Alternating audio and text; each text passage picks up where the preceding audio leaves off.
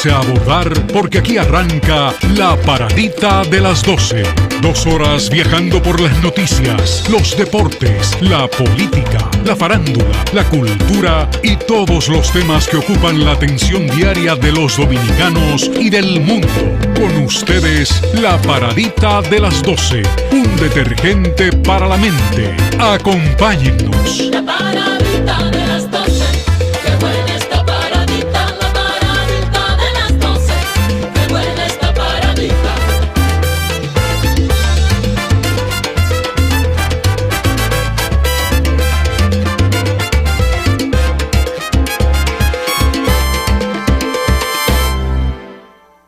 Saludos, buenas tardes, bienvenidos. La paradita de las 12 en el aire, como siempre, intentando servir contenido que aspiramos sea del provecho de todos los que nos honran con su sintonía. Gracias por acompañarnos. Hoy tengo la grata visita, como siempre, de nuestro amigo Pericles Mejía, que es un técnico importante del país y a quien hemos convocado porque estamos interesados de conversar con Pericles sobre la Alianza PP para el manejo de las sedes. Él tiene su criterio, tiene su parecer y nos gustaría escucharlo, así que bienvenido Pericles, ¿cómo está? Gracias, don Gedel, gracias, buenas tardes ya a los dominicanos de todas las partes del mundo. Bien, eso es algo que esperaba. Ahora, ¿cómo lo esperaba?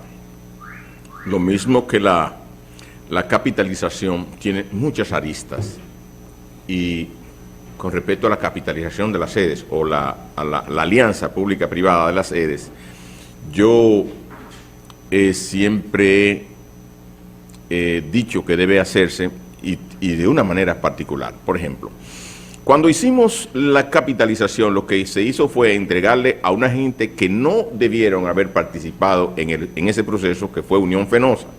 Porque Unión Fenosa llegó a la República Dominicana con el propósito de asesorar al país en el asunto del manejo del sistema energético, prácticamente en sentido general.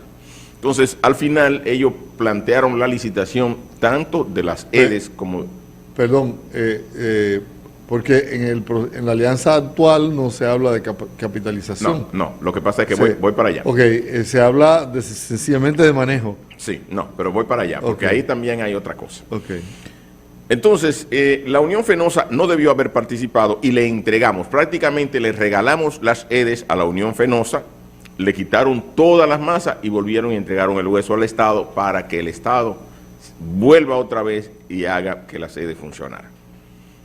En este punto, ¿cómo deberíamos hacer esto? Lo primero, hay unas cosas que se llama en las EDES y que lo aplican las EDES, en algunos casos llaman aporte de fondos reembolsables. ¿Qué es un aporte de fondos reembolsables? Yo sé que tú tienes una empresa y necesitas tirar unas redes y esas redes debería tirarle a las EDES por unas redes que van a beneficiar a su paso a varios otros consumidores de energía.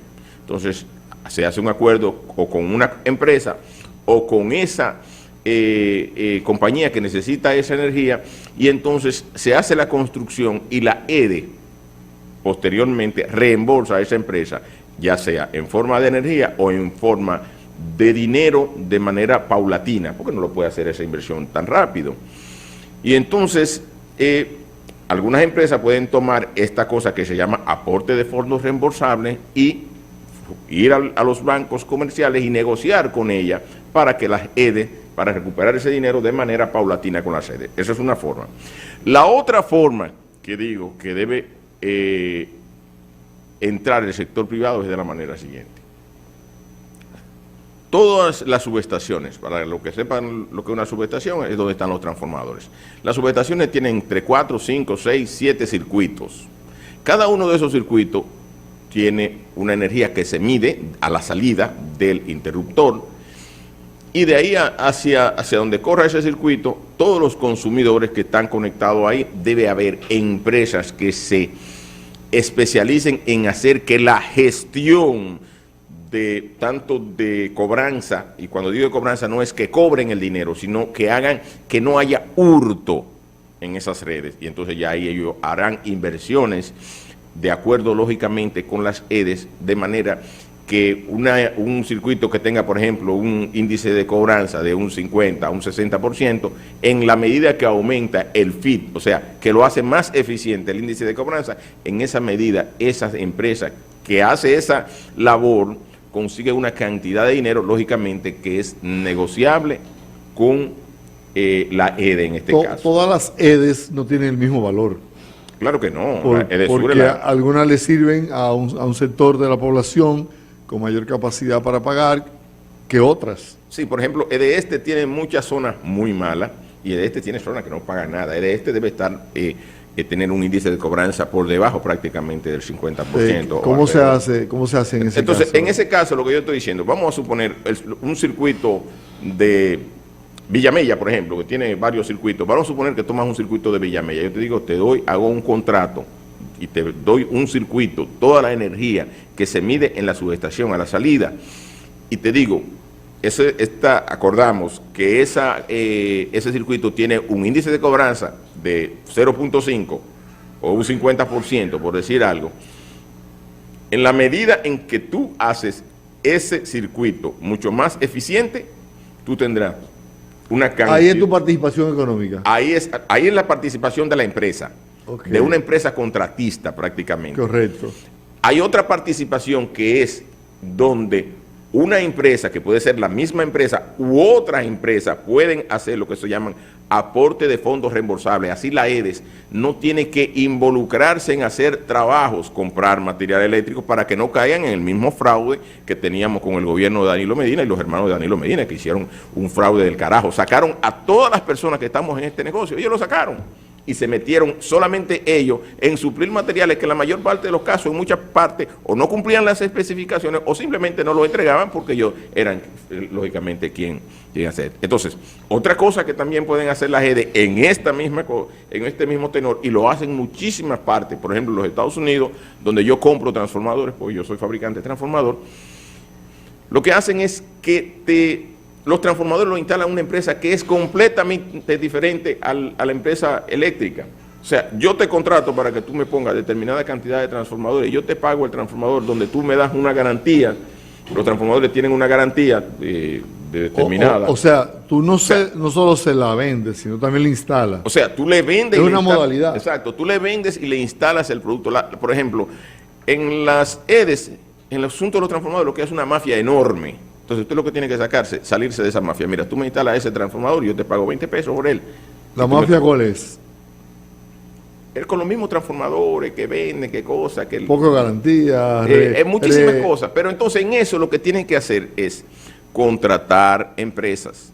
Yo te compro determinada cantidad de transformadores para que tú me lo instales en tal lugar, y esos transformadores tienen nomenclatura que son fáciles. Tú estás hablando, Pericles, digamos, de un manejo eficiente, claro, es que no tiene, transparente y efectivo de las sedes. Exacto, no tiene que involucrarse, por ejemplo, un transformador en la calle A, esquina Z, de tal sector, ahí tú vas a poner un transformador que tiene una nomenclatura y unas especificaciones.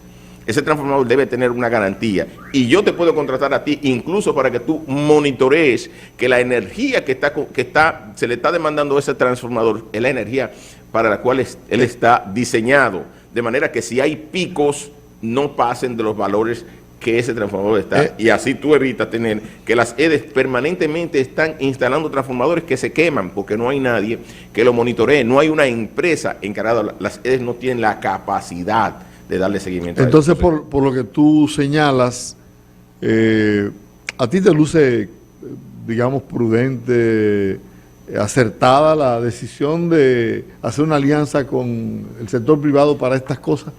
A mí lo que no me gusta la alianza es de la administración. O sea, si volvemos y se lo entregamos a los chilenos, si se lo entregamos a Unión Fenosa, pero no se abre una licitación para que todo el mundo... Bueno, se pueden abrir licitaciones para cada una de estas cosas que estoy diciendo. Eso, tú puedes abrir una licitación donde van a entrar cantidades de empresas, y a esa empresa tú le dices, yo te entrego el circuito número, por ejemplo, aquí mismo está los circuitos de la César Nicolás Pence, del Metropolitano, la subestación del Metropolitano, como se llama, que es la subestación del Polideportivo. Ahí hay varios circuitos. Tú puedes a esa subestación dársela o a una empresa o a varias empresas, porque hay creo que 5 o 6 circuitos. Entonces esos circuitos tú lo que vas a hacer es que las pérdidas que tienen, que esa empresa con un plan elaborado entre la EDES y la empresa contratista hagan la forma de disminución de las pérdidas, porque las pérdidas son de dos tipos, o técnicas y no técnicas. La que son hurto es una pérdida no técnica. Entonces hay muchísimas formas que utilizan. Hay unas personas que me llamó estos días para que lo ayudara con algo, y tú sabes de qué lo acusan, que posiblemente sea real, de que en la noche bajaban el cutao y lo ponían por otro lado, y en el día el cutao, la vela, y la ponían por otro lado. Entonces, todas esas cosas, si es al Estado y si es a la EDE, le van a ocurrir esos hurtos.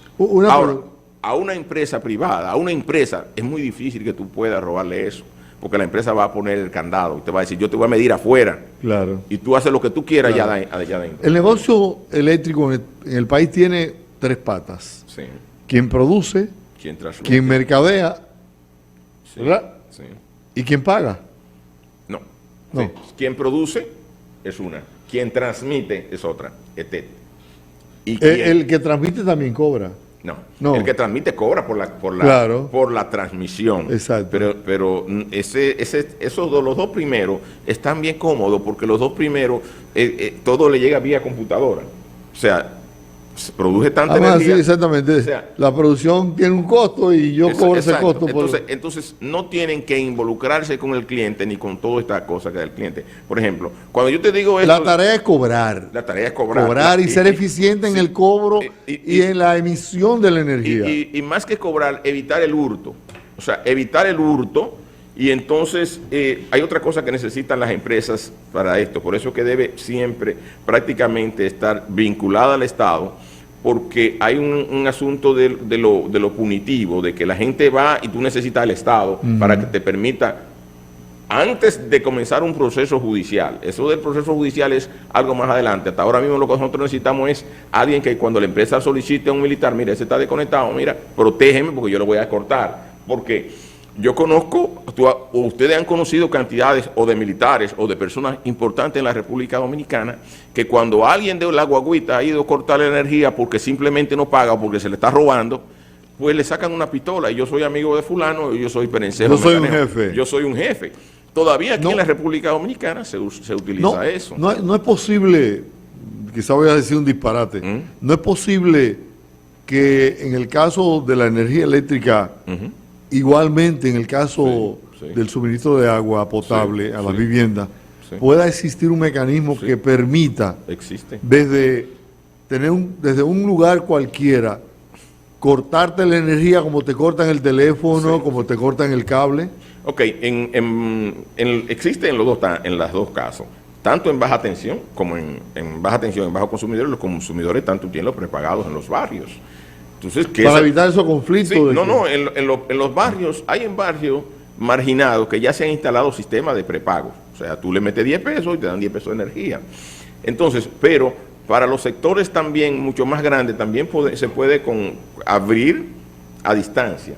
O sea, ahí no hay ningún tipo de problema. Todo eso se puede implementar. Ahora, lo bueno con esto es que el Estado no puede hacer una inversión tan grande, y hay un sector privado que te lo puede hacer, y una banca nacional que te lo pueda financiar. Por ejemplo, si una empresa te dice que te vas a construir 5, 6, 10 kilómetros de línea, y las EDE dice, cuando tú me la construyas, yo te la voy a pagar, yo te la pago, o cuando tú me la construyas, en la medida que tú me das ubicaciones, yo le digo a alguien con el que tú puedas negociar esa letra de cambio, mira, si ya yo le debo 20, 200 o 500 pesos, tú puedes ir a negociarla con cualquier banco.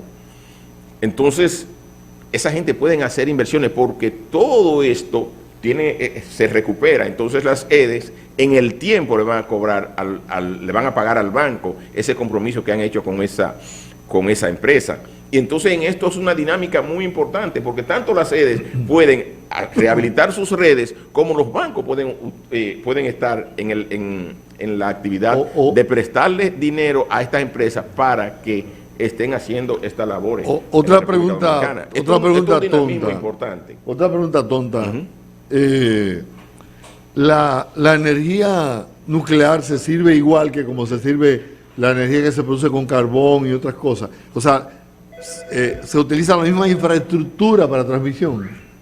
Claro, la energía nuclear, la diferencia es que tú tienes átomos que calientas agua a determinada y la conviertes en vapor y entonces puedes acoplar generadores. Y se lleva igual. Ya después de generar la energía. Por los mismos cables que tú transmites energía de carbón, también puedes transmitir. Todas las energías se transmiten por los mismos cables, tanto la nuclear, la eólica, la solar. Eso es una pregunta tonta. Sí, pero hace unos días me preguntaba si la República Dominicana estaba en capacidad de producir energía nuclear. Y yo te digo, bueno, mira. Pequeñas No, porque la energía nuclear no viene para hacerse en pequeña planta. Los emiratíes, y yo por eso, y le digo siempre a mi amigo el ministro de Energía Almonte, los emiratíes, que son los que producen mayor cantidad de gas natural en el mundo, estoy hablando fundamentalmente de Qatar y Abu Dhabi, han hecho cada uno, pues Qatar y Abu Dhabi, una planta nuclear. La de Qatar la de Abu Dhabi es de tecnología surcoreana. Y esa es una planta que no solamente va a dar energía a Abu Dhabi, sino es una planta para dar energía a todos los Emiratos. Y es una planta de alrededor de 5.600 megavatios. Eso cuesta 30 a 35 mil millones de dólares. Esa planta. La planta que hace el emir Mohammed bin Zayed. Eso es para países ricos. Entonces, la República Dominicana no tiene posibilidad de hacer ese tipo de inversión. Yo permanentemente le digo a la gente que aquí lo que tenemos que hacer es otra planta como Punta Catalina. Punta Catalina, aunque el gobierno pasado tuvo unos niveles de corrupción enormes, Punta Catalina es una excelente inversión. Lo hicieron correcto, es lo que había que hacer. Yo tengo más de 30 años diciendo que había que hacer eso. Que eso había que hacerlo, porque nosotros no tenemos ningún otro tipo de posibilidad de energía barata que acudir para desarrollar la República Dominicana, que no sea carbón. No tenemos integramos a la conversación a Félix de Sena. Félix, ¿cómo estás? Saludos, Felipe, saludos amigos de La Paradita. Yo recuerdo en una ocasión un ingeniero fallecido, muy querido por nosotros, que siempre trabajó en la CDE, el ingeniero Santos Gómez. Santos Gómez, que después fue quien nos adecuó el Estadio Quisqueya y nos explicó algo increíble, que en el left field del Estadio Quisqueya había una casita donde siempre se subía la gente a ver los juegos, y me decía, mira, ahí es que está el transformador del Estadio Quisqueya. ¿Y por qué eso no lo quitan? Eso que se hizo en el 55. Me dice, porque funciona y funciona bien. Me dijo, el estadio le han agregado muchísimas cosas, le han agregado aire que no tenía en esa época. Hay que reforzarlo por el transformador. Bien, lo que quería decirte que él me comentó que en el plan de expansión de la CDE, diseñado a finales de la década de los 70, prevían una cantidad por año. Y yo recuerdo escuchar... ¿De producción energética? Sí, de que tú tenías que construir, agregarle al sistema un aitavo cada 2 años. Iniciar la construcción en aquel momento. Para ir adelante de la demanda. Cada 2 años, y cuando Balaguer llega al poder, en el año 1986, que se produce la peor crisis que se ha generado en República Dominicana, no nos recuperamos, es más, todavía estamos luchando. Sí. Cuando hubo la expansión del país, que el país comenzó a crecer y empezó a llegar las multinacionales, y empezó a llegar todo y el déficit comenzó a notarse, que en muchas zonas francas, el país no construyó nada. Higüey aguacate. Higüey aguacate. Y eso no es energía. Eso no es energía confiable. No puede ser base. No puede ser energía base. La hidroeléctrica no son energía base. La hidroeléctrica solamente son energía base en los lugares que hay Río Grande, el Orinoco, el Yacé, el Tigris. Pero el Orinoco tuvo problemas cuando vino la gran sequía en Venezuela, a un nivel que Venezuela tuvo que empezar a tener, tuvo problemas. Sí, tiene. Entonces, y hay que pensar que tú debes tener otras energías en caso de. Y nosotros debemos ir pensando en la posibilidad de tener una clientela importante en el oeste del país. Claro. Es que una gran planta en Montecristi o en Manzanillo le va a dar energía a esos 11 millones que hay de aquel lado. No. La energía, alguien me preguntaba hace unos días y me decía que la energía eléctrica, si ya se había solucionado el problema con Punta Catalina, porque normalmente los gobiernos que casi nunca saben de nada, o sea, te ponen, y yo se le decía al ministro de Energía pasado, que era Bichara, que ustedes no pusieron a nadie a hablar de esto, que sepa lo que está hablando. A nadie, yo no vi a nadie hablando de televisión de energía que supiera claramente lo que estaba hablando. mucha gente hablando pendejada. De contrato. No, pero de energía, de llevarte, por ejemplo. No, digo que sabía mucho de contrato. Bueno, porque contrato es otra cosa. Sí. Pero la energía, el problema energético nunca se soluciona. Hay que estar claro. Siempre hay que instalar plantas eléctricas. ¿Por qué? Por su despreciación y porque la demanda crece alrededor de un 13% todos los años. Si no fuera así, Entonces, en Japón no se construyera una más. Entonces, esto no se soluciona nunca. Siempre tenemos, en la medida que yo digo que nosotros deberíamos ya ir por alrededor de 6.000 megavatios de energía confiable y fundamentalmente de energía base. Y energía base solamente en República Dominicana puede ser de carbón. A mí La me energía base. a mí me da la impresión de que mucha gente sataniza estos acuerdos entre el gobierno y el sector privado porque tuvimos una mala experiencia con la capitalización. Bueno, el consenso de Washington te mandaba hacer todo este tipo de cosas. El consenso de Washington tiene 10 puntos, lo pueden buscar todos los que quieran, los puntos del consenso de Washington. Te mandaba a privatizar estas empresas. Ahora, ¿qué se hizo en República Dominicana? Una privatización de amiguetes. ¿Qué es lo que era una privatización de amiguetes? Yo cojo una empresa y te la entrego a ti y digo que eso se capitalizó y tú diste 2 pesos. Entonces, no hicieron lo que había que hacer de manera correcta. Eso mismo ocurrió en el sistema energético nacional. No se hizo correctamente y por lo tanto, yo digo que el costo de la capitalización a la República Dominicana le cuesta más de 100.000 millones de dólares.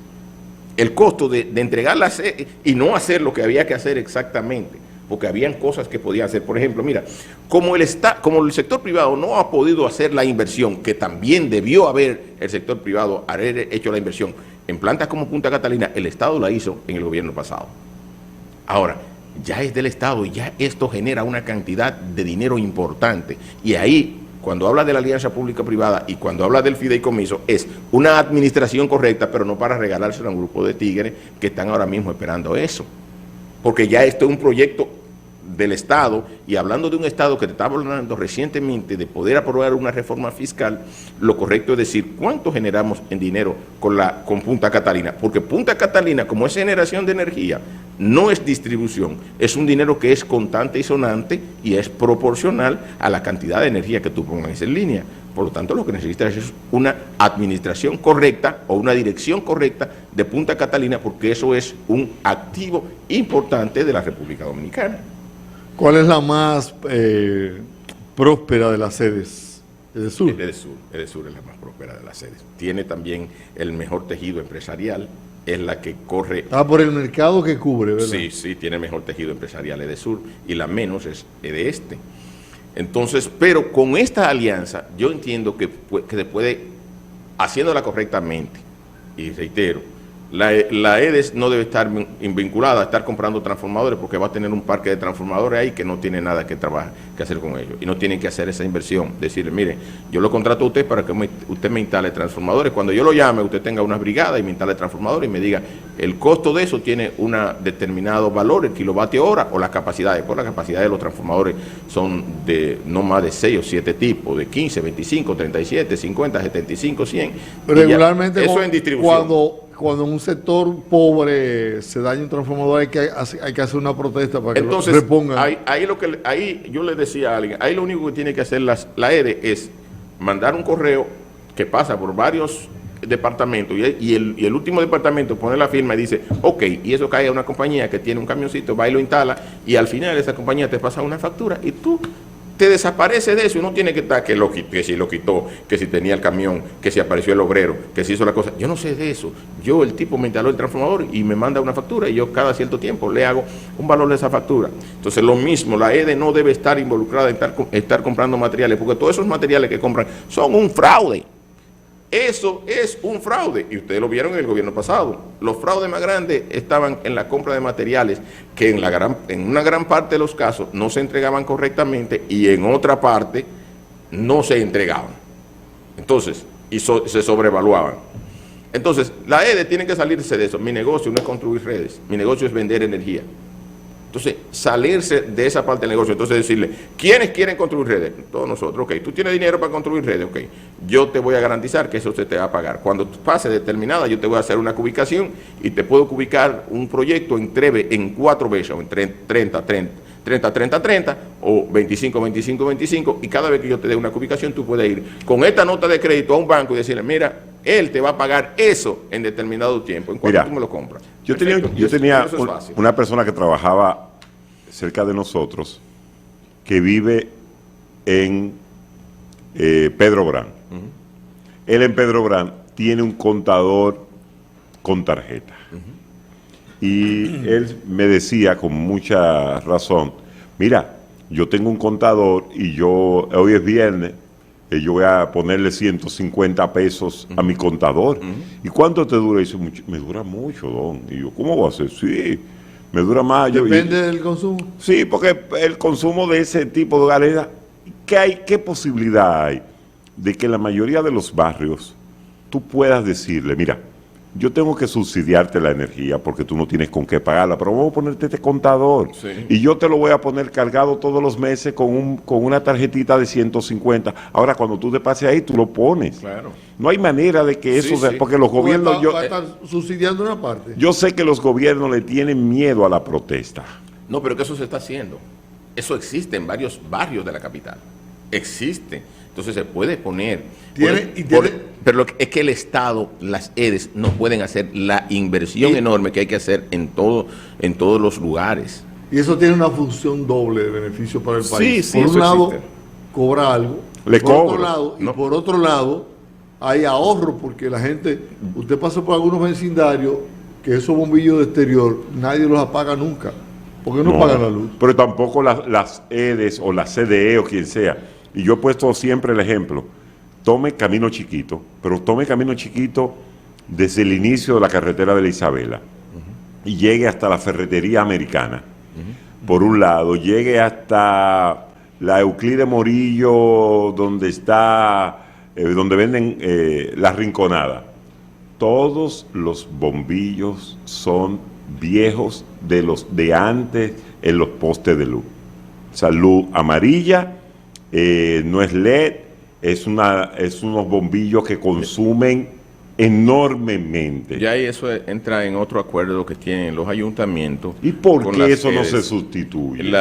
Ahí tendría entonces los Puede ser ayuntamientos. representativo el ahorro, ¿no? La la sustitución. él lo sabe. Oye, estamos hablando de 250 vatios de sodio, que son las lámparas viejas, contra una lámpara que te pueden estar consumiendo, que te digo, quizás 60 vatios en LED. Pero O sea, considerable. estamos hablando de lámparas LED, posiblemente menos. La lámpara que tiene los 4 bombillitos, Sí. que es una lámpara... Entonces, antes usábamos 250 de sodio. Por ejemplo, los Play, antes utilizábamos 1500 vatios de metal halide. Entonces, ya ahora podemos usar lámparas de LED. Mira, Eder, yo pregunto- hay quien dice que un país como este, independientemente de quien tenga la fábrica de bombillos, solo con prohibido los bombillos de luz incandescente, prohibido, no se pueden fabricar, nadie puede bajo ningún tener concepto traer uno solo. Porque, por ejemplo, los que están, tú dices, bueno, se van a quemar, Sí. pero si no tienen dónde volver a comprar uno de esos, Si no hay exposición, se tú, acabó ahí. tú estás construyendo casi una Punta Catalina. Exactamente. Ya- De tantos bombillos que hay a nivel Mira, nacional de hermano, esa forma. Yo una vez, en una ocasión, vi a un empresario próspero en su oficina, en su empresa, recogiendo, ¿cómo se llama esto? Clip. Sí. Y lo vi en ese momento como una miseria. Todos Y los- lo cuestioné. Y me dijo, los pesos. Es una expresión de John Getty, el famoso millonario inglés que decía, hay que cuidar los centavos porque los pesos se cuidan Los solos. pesos de cuidan solo, porque Mira. hay que cuidarlo. Permanentemente yo estoy Son recogiendo... principios de economía elementales, quizá. Yo conocí un ministro en un gobierno del presidente Balaguer que tomó una sola decisión en el ministerio, uno de los más grandes, los ministerios más grandes, le dijo, óigame bien, el que quiera venir a trabajar, compre su lapicero, el que no tenga lapicero que no trabaje. Pero no, yo no voy a seguir en Ya. material gastable, supliéndole lapicero cuando es parte de su trabajo. Óyeme, Jóvenes. y la economía. Jóvenes, el día que una institución pública empiece a cuantificar lo que se pierde en tiempo de los empleados, cuándo van a la cocina, cuándo conversan, cuándo van al baño, cuándo se desayunan, porque no llegan a desayunarse a la empresa. Pero hasta la privada. En las conversaciones, en el uso de los celulares. Cuando eso se sincerice, vamos a determinar que un empleado le dedica 2 horas a eso. 2 horas a la empresa. Sí, o sea, que los empleados de República Dominicana realmente no trabajan 8 horas. No. De verdad. De verdad. Yo te digo, los empleados míos no trabajan 8 horas. Esa es la realidad. Y eso de que tú oyes recogiendo, yo vivo el día entero, hoy yo estaba recogiendo tornillos. Tornillitos que tiran, tirafondo de esto, de que... No tienen que comprarlo.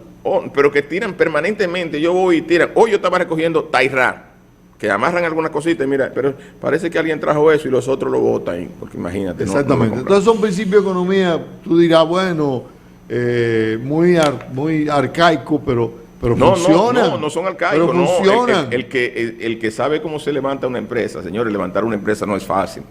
Una de las cosas que a mí me agradaba del gobierno que tenemos hoy es que es un empresario. Los empresarios funcionan diferente. Aunque en el caso de Abinadel es un empresario de segunda generación. Por ejemplo, yo soy empresario de primera generación y mis padres lo que eran agricultores. Entonces, el de primera generación es que sabe cómo se bate el cobre. Ya Abinadel en el caso ya es de segunda generación, porque el papá fue el que tuvo que hacer la primera parte. Pero de todas maneras es empresario y entonces ven las cosas diferentes.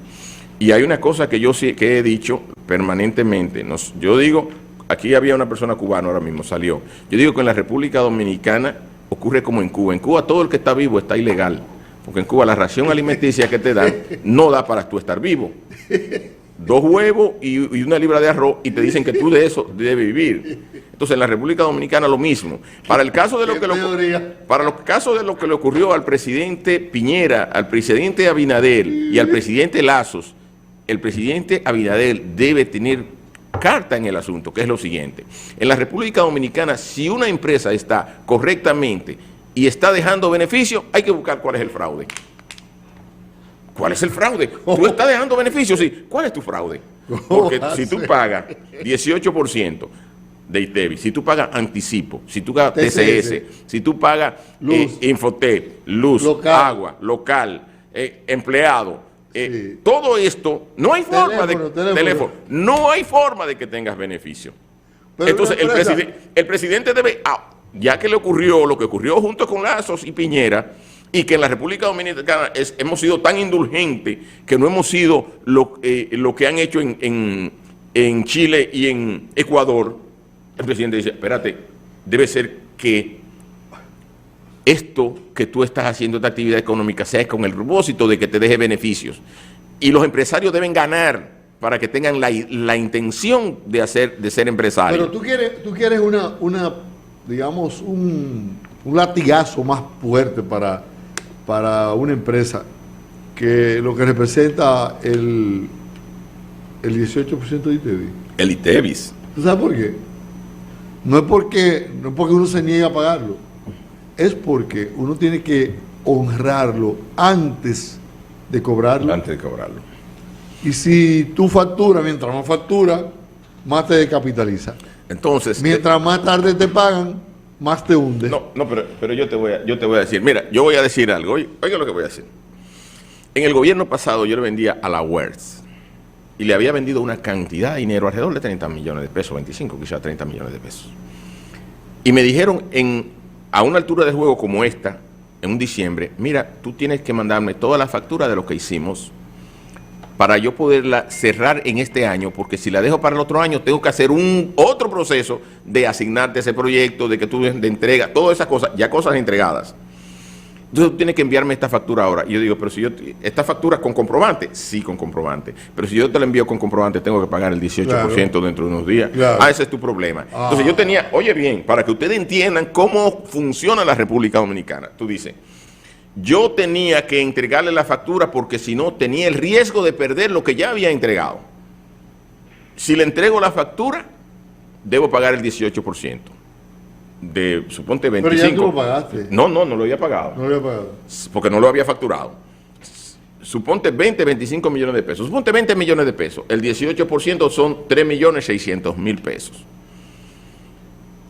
yo no tengo ese dinero y tú quieres que te la entregue. ¿Y cuándo tú me la vas a pagar? No tengo ni idea de cuándo te la voy a pagar, pero tú, si no me la entregas, tienes el riesgo de perderla. Entonces tú dices, ¿y cuál tú haces? Es como cuando le preguntan al haitiano que diga otorrinolaringología y él te dice, mejor dime sumar para la camiona. Eso es lo mismo. Entonces tú dices, ¿y cómo se resolvió eso? ¿Cómo se resuelve, presidente? ¿Cómo lo resolvemos, presidente? Porque si usted es empresario, sabe cómo lo resolvemos, presidente. Así se resuelve. Entonces, tenemos que sincerarnos. Oye, porque la idea no es quitarlo, ¿eh? La idea, ¿sabe cuál es? Pagarlo cuando te lo paguen. Y sincerarnos. Nosotros tenemos, o sea, la economía de la República Dominicana no puede ser en base a un fraude.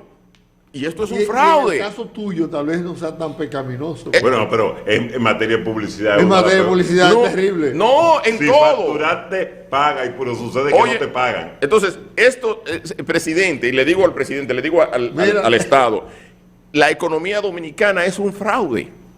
Presidente, ya tuvo el problema que tuvo Lazos y Piñera.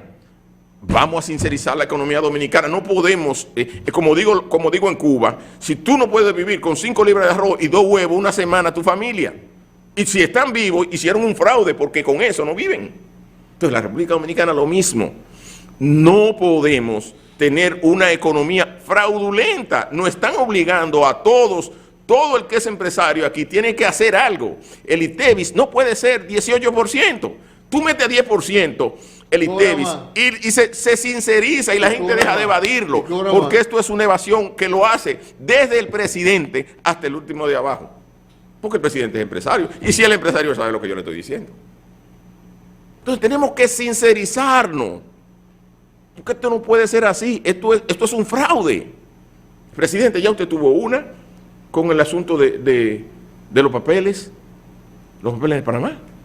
Vamos a sincerizar esto, para que no tengamos, y entonces yo te sincerizo y te digo, señores, el que falla ahí, lo rompo.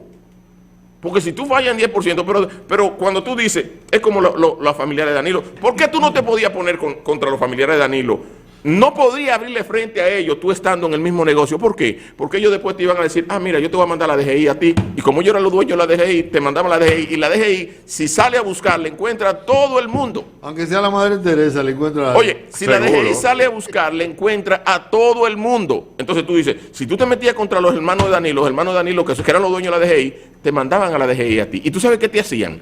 Te rompían. No, entonces, además, vamos a hacer... el temor que causa tener esos inspectores ahí. Y ellos eran los dueños de los auditoría. Entonces, vamos a sincerizar la economía dominicana. No podemos vivir de manera fraudulenta. Presidente, de nuevo, ya usted tuvo el mismo caso de empresarios que son presidente Piñera y el presidente Lazos, que realmente fue un fraude. Eso es así. Nosotros quisiéramos buscarle cualquier bajadero, pero eso, si usted lo busca, es un fraude. Bueno, para no hacerle fraude al programa, vamos a agradecerle a Pericles que haya estado con nosotros hablando sobre estos temas de energía, temas que él domina y que conoce a fondo. Y él sabe que cada vez que tengamos una inquietud al respecto, lo vamos a tocar sus puertas. Y vamos a hablar un día de esto, de política internacional. Seguimos, sí, cuando usted desee podemos hablar y aquí nos ponemos Félix, que Félix un cuarto bate de los Yankees. Claro. Así Señores, que hacemos una paradita, agradecemos a Pericles su visita y al regreso más contenido.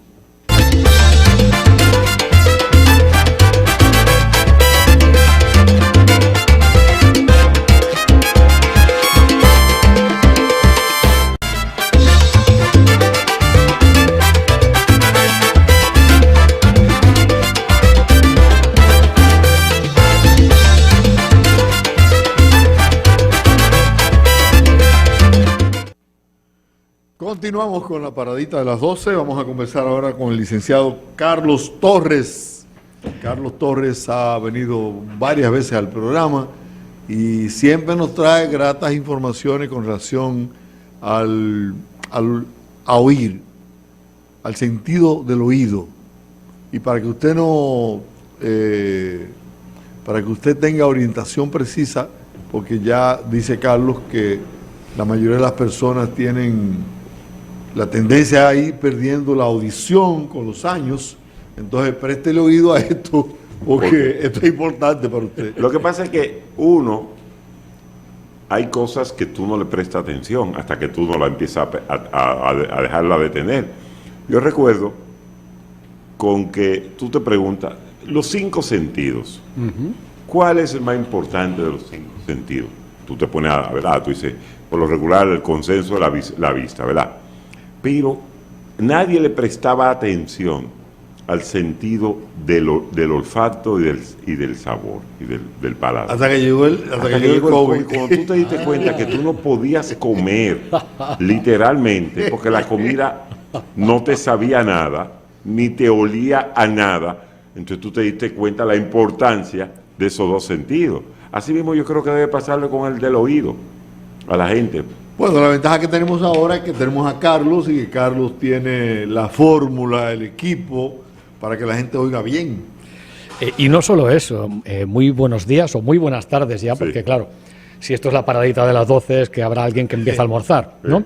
Alguien afortunado, me refiero. Afortunado porque ya está almorzando. Acaban de salir 4 temas y los 4 tenemos que tratarlos. El primero, es verdad, he tenido ocasión de poder acompañaros en otras ocasiones, pandemias atrás, es decir, tenemos casi 2 años que esta pandemia nos ha separado. Entre otras cosas, no solo ha separado a gente y familias, y también hay muchos familiares que se nos han ido en el camino, sino, como dice Félix, es cierto que hay una parte que tiene que ver con el sentido del olfato, del gusto, que claro, a mucha gente le han desaparecido, o se le han estropeado, o se asustó mucho cuando se daba cuenta de que tenía ese jamoncito tan rico, ¿verdad? Y no le sabía a nada, que era lo mismo que si se comiera uno podrido, entiéndanme, ¿no? Lo mismo podía pasar con el caso del olfato, que es muy malo cuando dejas de oler bien una rosa, pero es muy bueno cuando entras el segundo en un baño, o el tercero, ¿verdad?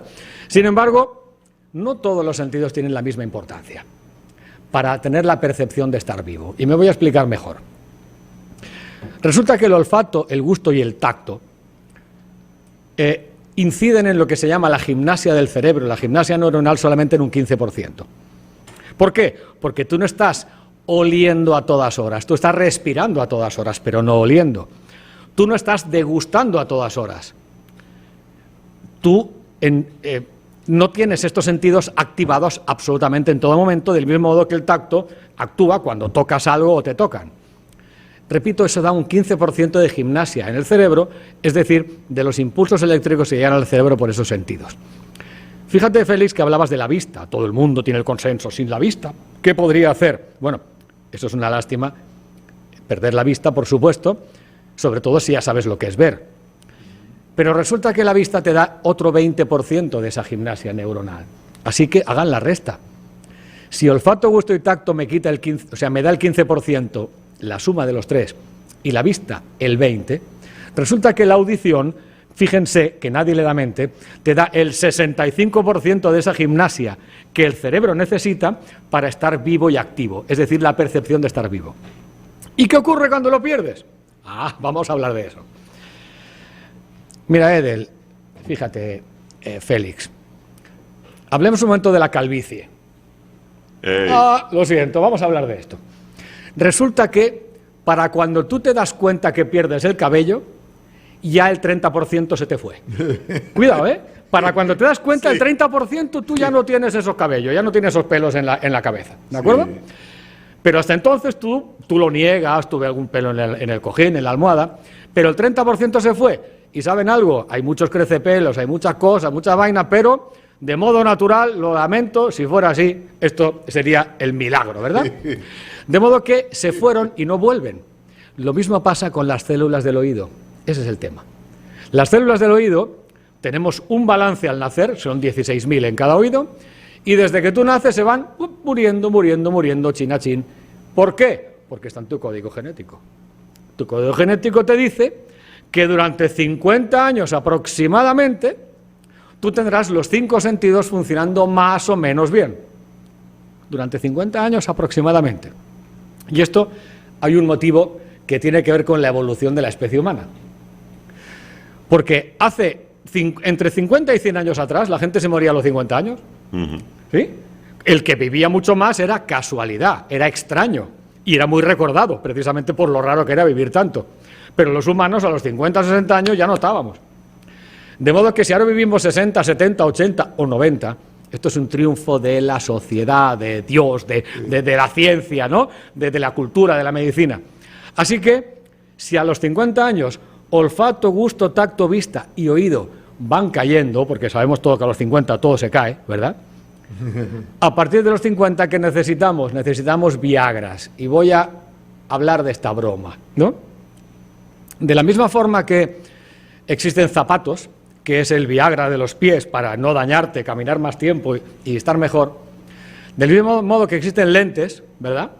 Para ver mejor y corregir la vista, pero tú no eres ciego, si fueras ciego no podrías llevar los lentes, es decir, los lentes son el Viagra de la vista, ¿no? También existen aparatos auditivos para corregir ese problema. ¿Y por qué digo problema? Porque oír mal, y decíamos hace un rato que uno no le da mente, aquí, Félix, pues creo que con tu mamá pues hubo que hacer algo en su día, ¿verdad? Sí. Como en su momento con la mía. Miren, mi mamá fue profesora de sordos 45 años de su vida. A los 72 años no había quien conviviera con ella. ¿Saben por qué? Porque el control de la televisión, que es el poder de la casa, ¿no? Ella lo tenía durísimo, pero durísimo. Tú a 4 cuadras sabías que ella estaba en la casa. Y tú entrabas allá y ella decía, en mi casa hago lo que yo quiero. Pero claro, tú querías hablar con ella, no podías, ¿no? ¿Y qué es lo que hacíamos entonces? Le decíamos, mamá, que no oyes bien. Y me decía, yo no me pongo aparatos porque eso es de viejos y de sordos. Coño, de viejos y de sordos. Ella con 72 años no se consideraba vieja. ¿Y por qué? Porque los 60 años actuales son los nuevos 40. Esto es otra realidad. Esto es así, del mismo modo que los 70 son los nuevos 50. Así que mi madre decía, eso propio de viejos y de sordos. Y yo no soy ni sorda ni vieja. Tú sabes que eso que tú Fíjense, estás diciendo, fíjense. Carlos, eso que tú estás diciendo se parece a algo que me decía una persona muy sabia. Me decía, como la gente moría antes de los 60 años, no había tanto Alzheimer, no había tanto Parkinson. Obvio, Claro. obvio. Que entonces por eso decía, ese viejo se puso loco. El promedio. Era así lo que decía, porque como cuando Así tú te mismo. encontrabas con alguien de 80 años, 85, 90, Facultades. que había perdido la facultad, tenía el Alzheimer, que no estaba diagnosticado, que era la famosa locura senil, Ajá. que la gente, pero era porque no vivíamos todos Claro. esos años. Hoy, Nos moríamos antes. ahora, para reafirmar un poquito lo que Carlos está explicando, usted quiere saber lo importante que es oír. Trate de ver una película y quítele a la película El audio. Así no, mismo. el audio no, quítele el fondo musical, esa película de suspenso, eso que te va llevando al clímax de la película, quítaselo, no sirve la película. Sí, señor. Exactamente. O sea, tú ahora y le tumba el timbre, Sí. le tumba el sonido a un televisor, y es una película, un thriller, donde tú no sabes en qué momento van a atrapar Así mismo. al tipo. Entonces tú no estás oyendo la música no te está llevando hacia allá. Entonces Así mismo. esa es la importancia de que si tú no oyes, tú no estás viendo nada. Nada. La gente que nos está viendo posiblemente se esté preguntando ahora, Carlos, ¿cuál es el costo de los equipos y cuáles son las soluciones? Si hay una solución Hay muchas única soluciones. o hay muchas soluciones. Y de todos los bolsillos. Exactamente. Mira, creo que fue antes de ayer, no, ayer, que ayer se pasó la resaca del Cyber Monday, después de la ultra resaca y matatarjetas de crédito del Black Friday, ¿verdad? Y yo no pude salir de la ciudad el viernes, literalmente no pude salir de la ciudad porque estuve 1 hora y 45 minutos en la Lincoln del trancón del Black Friday. Así se lo digo. ¿Por qué cuento eso? Porque la locura que nos dio al consumismo del cambiar el celular, hacer más grande la televisión, más grande la bocina, más grande no sé, todo ese tipo de elementos que uno piensa que son tan necesarios, pero ¿qué es mejor? ¿Que tu padre oiga bien o que tu televisión crezca 6 pulgadas? ¿No? Es una expresión muy simple, ¿no? Luego, a mí me gusta hacer una reflexión y es, ¿ustedes han pensado cuál es la prótesis del siglo XXI? La tienen a menos de medio metro de su cuerpo. En este momento la tenemos en la mano. Claro. Esta es la prótesis del siglo XXI, el celular. Esta es la prótesis auténtica del siglo XXI. prótesis sin la cual ya no sabemos vivir, que duerme a menos de medio metro de nosotros porque nos despierta, porque nos da recuerdos. De hecho, le llaman teléfono, no sé por qué, porque es lo que menos hacemos con él. Sí, correcto. ¿Pero por qué digo eso? Porque que levante la mano el que tenga un celular de más de 6 años o de 5. Ya 4 estamos en el límite, pero la crisis te entra a partir del segundo año, del tercero. Eso es programado, ¿cómo se llama? La obsolescencia. La obsolescencia, programada. claro. Y entonces, ¿por qué estoy hablando del celular? Para hablar de costos, porque me están hablando de si es muy costoso el oír bien. Y mi pregunta es muy costoso un celular? A mí se me ocurrió ayer pasar por una tienda de Apple, señores, y yo no podía entender cómo había celulares que casi rondaban los 150.000 pesos. Así se lo digo. Y con ese dinero tú le resuelves a tu padre, a tu hijo y al Espíritu Santo. Permítanme que lo diga así de duro. ¿Oyeron bien? Buena comparación. Ahora, estoy hablando de ese celular. Dirá, ya, pero no todo el mundo puede comprarse el último. Señores, no era el iPhone, no era el último iPhone, era el 11. Y eso es lo que no podía yo comprender. Y hay más arriba. Entonces, si tú en la casa tienes un celular y tienes uno más anticuado y otro nuevo, tú puedes resolverle a tu hijo, a ti o a tu papá. Esta es la comparativa que tengo que hacer simple. Si tú cambiaste un televisor en Black Friday con esfuerzo, que no merece esfuerzo tu hijo, que no merece esfuerzo tú. Fijaros este detalle, tengo 58 años. Tengo una hija de 22 que ya vive aquí y ella también es audióloga y ha querido venir a acompañarnos a este país, lo cual me enorgullece mucho. Sobre todo porque yo tengo 21 años aquí. O sea, tenía un año y la tenemos aquí trabajando. Esto lo comento como padre orgulloso. Sí. Y a mi mamá se me la llevó la pandemia hace un año, pero en los últimos 10 yo estuve así, con mis hermanos, aguantando a mi madre, y no digo aguantando del mal sentido, sino es el deber del hijo al final, ¿no? Porque te han dado mucho, ¿no? Haciendo soporte con todo lo que supone. Y yo sufría cuando le marcaba y no me tomaba el celular. Y la muy jodona, ella le vibraba y decía, no lo tomaba. Y decía, tú no me llamaste. ¿Saben por qué no lo tomaba? Porque tenía miedo a tomar y no entender lo que le decían. Y pasar por tonta. Estaba ocultando eso. Claro, pero a los hermanos nos mataba porque sufríamos pensando, le pasó algo, se cayó, se mató, entró un tigre en la casa, entiéndanme, ¿no? Sí. Con la edad que tengo, evidentemente hemos tenido que mantener aquello. Pero también he tenido que levantar a mi hija y a las personas que dependen de mí.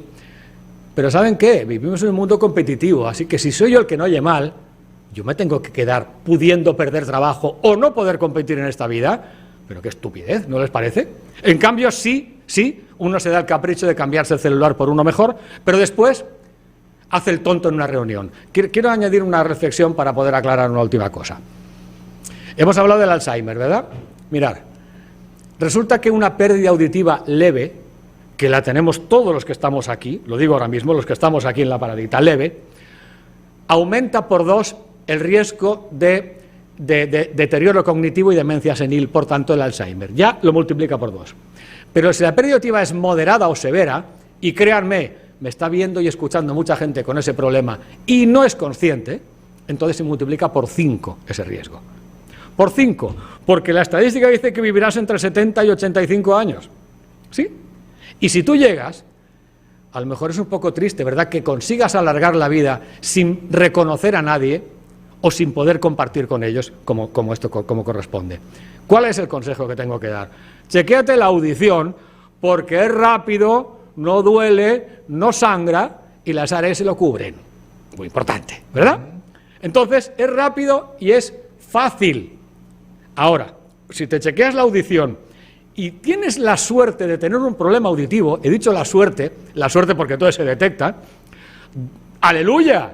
Es como cuando por fin un óptico te demuestra que con lentes tú resulta que vas a vivir mejor, vas a manejar mejor, vas a tener menos dolor de cabeza, menos migraña y más gimnasia neuronal. Por lo tanto, debes, si está esa posibilidad, prueba las soluciones auditivas, porque os puedo asegurar que las prestaciones que tiene hoy te van a rejuvenecer, te quitarán 25 o 30 años aquí, y te van a dar una Viagra en el cuerpo, un chute de energía, de verdad, un chute de energía que vale la pena, porque vuelves a compartir, vuelves a salir, vuelves a, repito, tener vida. La ventaja que tiene es que como él es audiólogo, él hará precisamente el estudio para recomendarte Lo que hay que decirle a la gente la que- prótesis más que a adecuada. lo mejor la gente no entiende.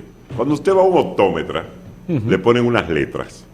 Esas letras indican qué tan grave es el problema que usted tiene de visión. Asimismo, los audiólogos. los audiólogos te van a poner y te van a decir en función de eso qué tan grave es tu problema Claro, de audición. Claro, una ventaja. Es una ventaja. Y hará porque- la recomendación pertinente. Sí. Yo quisiera decir que, rodeado en este momento de Edel y de Félix, que si algo tienen es un chorro de voz. Un chorro de voz ustedes dos, de verdad, que uno, aun teniendo una leve pérdida de audición, con ustedes no se daría No hay cuenta. problema. ¿Por qué? Porque ustedes hablan duro. Como estamos en un país en el que se habla duro, hay gente que no le da mente. Pero quiero dar un último dato. Cuando tú tienes una pérdida de audición moderada o leve, que es muchísima gente, además de 500.000 de dominicanos que tienen este problema. Es verdad que es alta la contaminación sónica en el país. Puede seguir, No, me por contesta supuesto, al final. por supuesto, sí, es muy alta la contaminación sónica y también la gente habla muy duro. Ahora, teniendo una pérdida auditiva leve o moderada, que vuelvo a repetir, la gente no le da suficiente importancia, tú directamente te conviertes en alguien más torpe. Se lo digo así, más torpe. Tú eres más lento de reacciones, y ser más lento de reacciones, ¿saben lo que quiere decir? Que si tú manejas, tú eres un peligro. Pero cuando tú cruzas una calle, tú eres un peligro porque tienes un delay en la reacción de que llega el sonido a tu cerebro, y ese delay puede suponer la vida o la muerte. Si tu papá o tus abuelos cruzan la calle con tus hijos, porque ¿qué hacemos dejamos los niños, los hijos a los abuelos? Tú estás poniendo en peligro eso, porque el abuelo puede parecer que oye bien, pero ese pequeño delay supone vida o muerte.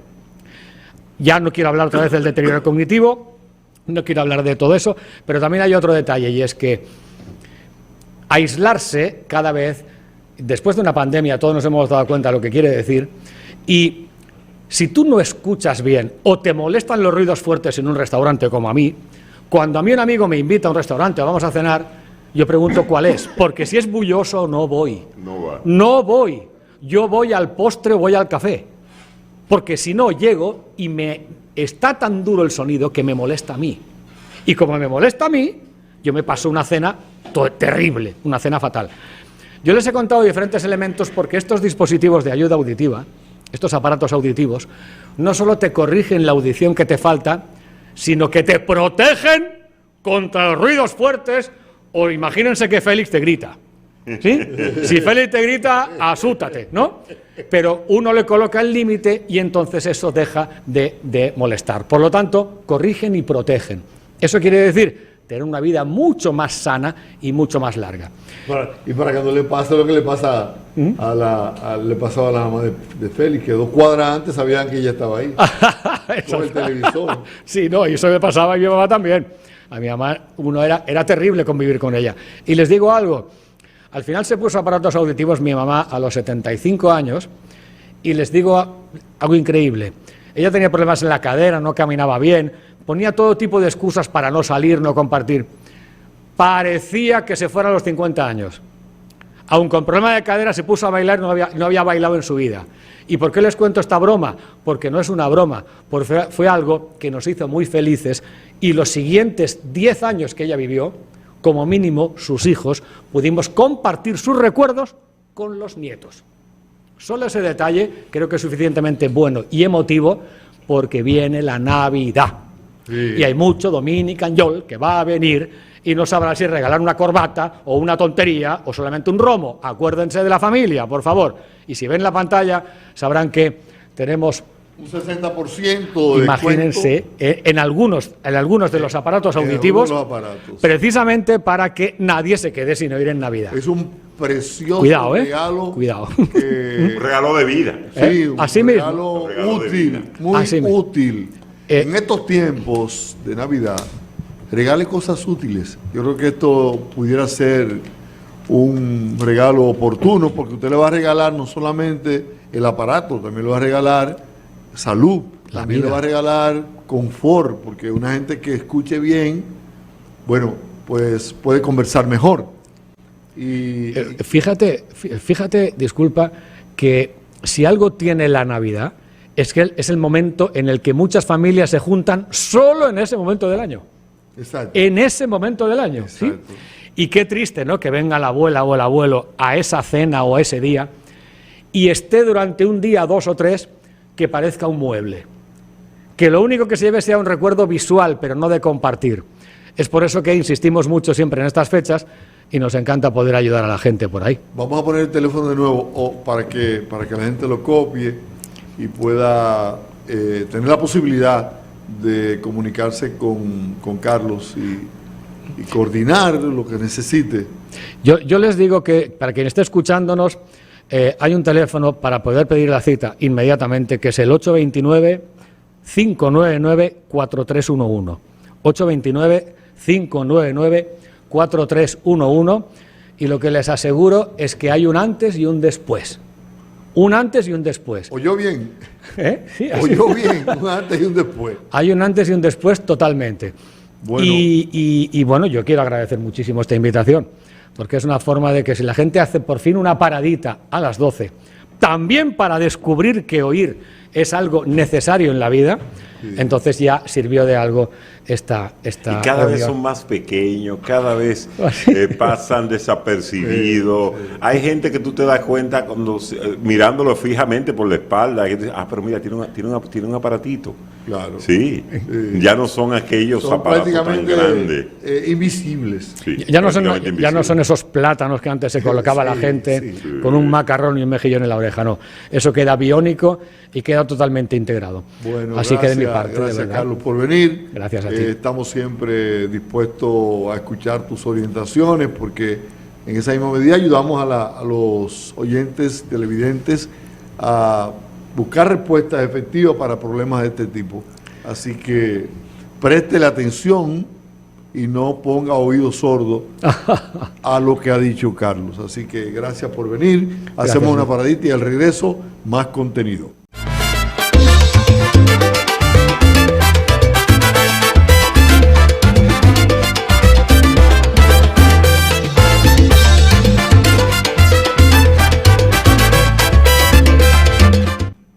Bueno, vamos a hacer conexión inmediata con el señor Ezequiel Molina, nuestro asesor económico, a la paradita de las 12, como todos los miércoles.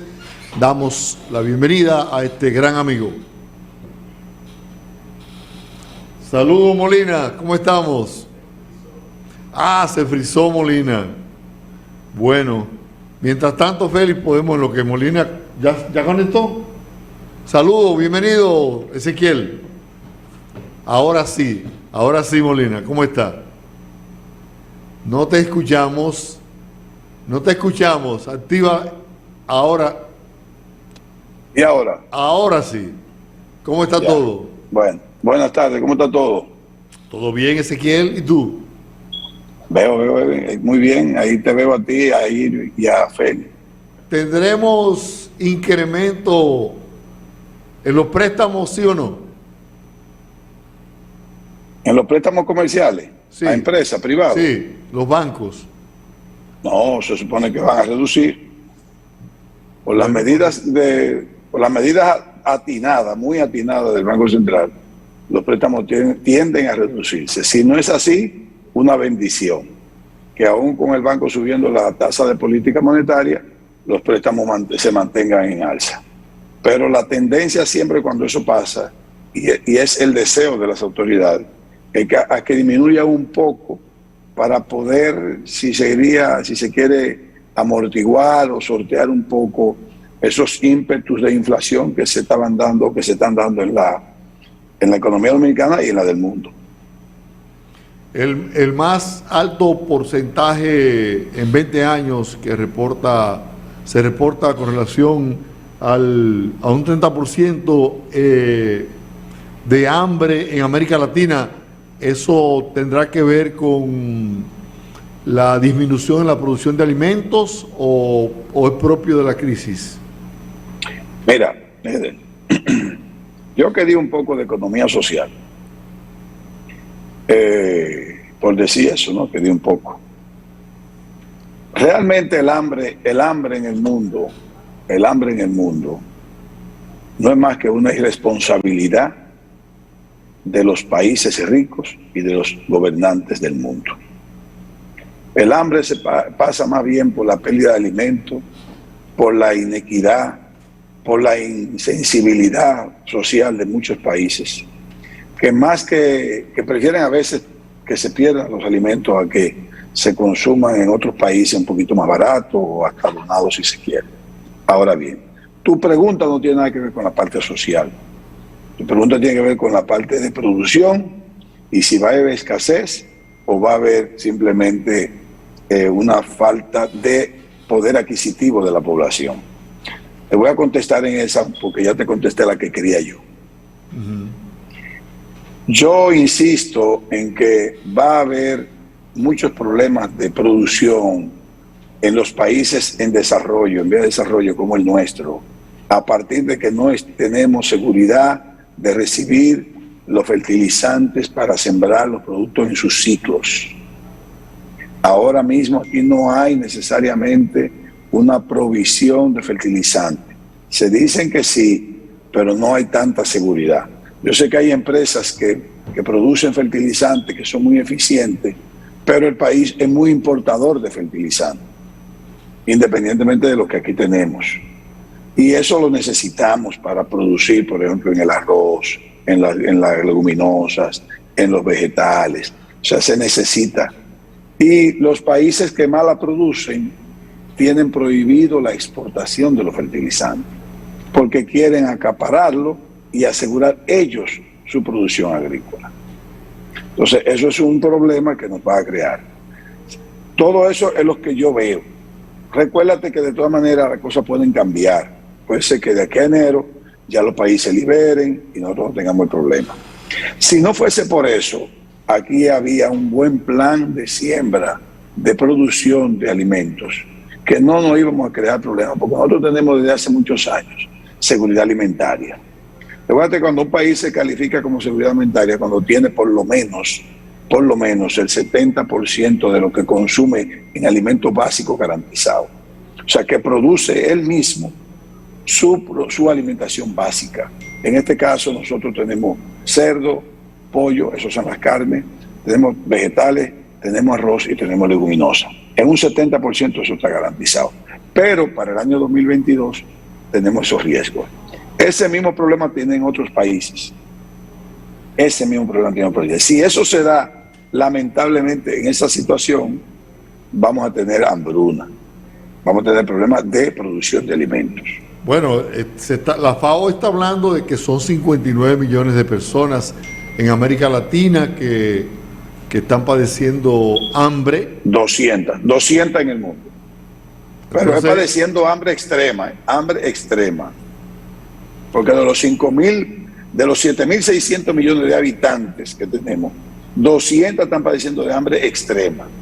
Pero hay muchos más que padecen hambre, o sea, que son hambre. Hambre extrema es hambre extrema.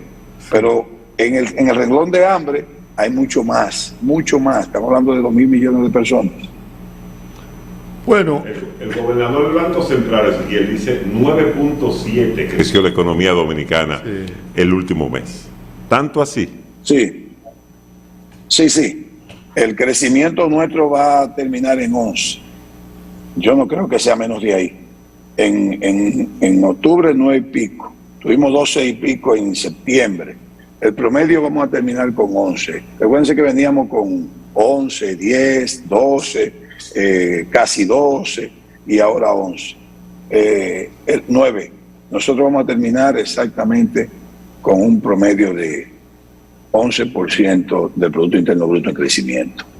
Recuérdense que ese es el valor en el que yo igual también tengo que defender a las autoridades cuando lo plantean. Ese es el valor comparando un año con otro. Tuvimos de crecimiento de 6.7 y ahora tenemos un crecimiento de 11. Leonel Fernández, que me disculpe que mencione el nombre, en una comparecencia de meses atrás, comenzó a rebajarle los 6.7 al crecimiento proyectado y dio 3, cuando crecimos 9, el promedio. Y yo intervine en mi criterio, decía, no podemos quitarle mérito al crecimiento del 9, simplemente porque hay que restarle el decrecimiento del 2020. No. Eso no se hace así. Y él lo sabe. Uno no puede restar. Uno tiene que comparar año con año. Ahora, si me van a comparar el año 2021 con el año 2019, bueno, pues creceremos 7, creceremos 6.5. Correcto. ¿Está bien? Sí. Pero no estoy comparando el año 2011, estoy comparando el año 2020 con el 2021. Claro. Y de un año a otro yo voy a crecer 11%. Correcto. Ahora, en este crecimiento, ¿cuáles son los sectores que más aportan a ese crecimiento? La minería, la agricultura, construcción, la remesa, construcción, comercio. Las exportaciones crecieron mucho, aportaron mucho. Las exportaciones. Las exportaciones aportaron, sí, claro, aportaron. El comercio interno también aportó. Pero construcción fue, si se quiere, la gran sorpresa en crecimiento de casi un 34%.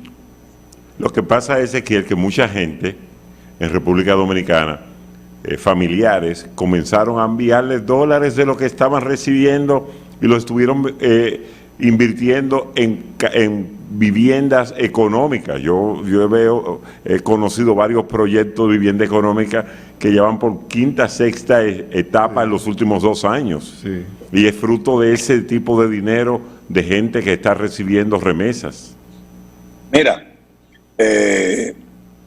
Feli, de las cosas que yo he dicho en mis comparecencias en los programas, es que nosotros vamos a tener una gran bendición con las remesas. Ciertamente, desde el año 2020 para acá, el crecimiento de las remesas ha sido una sorpresa, porque en el año 2019 fueron 5.600 millones de dólares y en el año 2020 fueron 8.000 y pico de millones de dólares. Ya en octubre habíamos superado todas las remesas del 2020, en octubre del 2021. Eso significa que noviembre y diciembre todo lo que reciba va a ser por encima de lo recibido en el año 2020. Pero yo decía que eso se va a mantener, que las remesas no van a reducir tanto, claro está.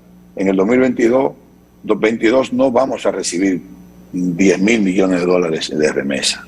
No vamos a, pero tampoco vamos a recibir 5.000 y pico del 2019. Nosotros nos vamos a mantener en una, de acuerdo a mi pronóstico, en recibir remesas que ronda los 8.500 millones de dólares para el año 2022. Y eso, porque lo que tú acabas de decir, porque yo lo dije, el dominicano se comprometió a pagar proyectos inmobiliarios porque aprovecharon y vieron que dijeron, tengo la oportunidad para hacer una casita en mi tierra, o tener una casita en mi tierra, o un terrenito en mi tierra, o un apartamento en mi tierra. Yo no sé cuándo me voy a vivir para allá, o cuándo un familiar va a necesitar de esa propiedad. Y compró vivienda de bajo costo, pero para pagar todo su inicial en 3 años. Eso significa que si desde el 2020 podríamos tener hasta el 2023 viendo remesas muy buenas, pero al mismo tiempo, en esos compromisos, podríamos nosotros ver que a partir del año 2021 o 2020, nuestras remesas no bajen de 8.000 millones de dólares. Una de las cosas que hay que tomar en cuenta con las remesas, por si acaso ustedes no lo saben, es que todos los dominicanos no residentes en que nos visitan se contabilizan como turistas. Pero su aporte en lo que traen se contabiliza como remesa. O sea, esa facilidad de 4.000 dólares, eso se contabiliza, lo que el gobierno le concede como... No necesariamente lo que traen en artículos. Estoy hablando de lo que ellos traen en efectivo. Cuando un dominicano no residente viene a cualquiera de nuestros aeropuertos, se contabiliza por un promedio ponderado esa remesa. Y oye, ¿cuál es el sistema?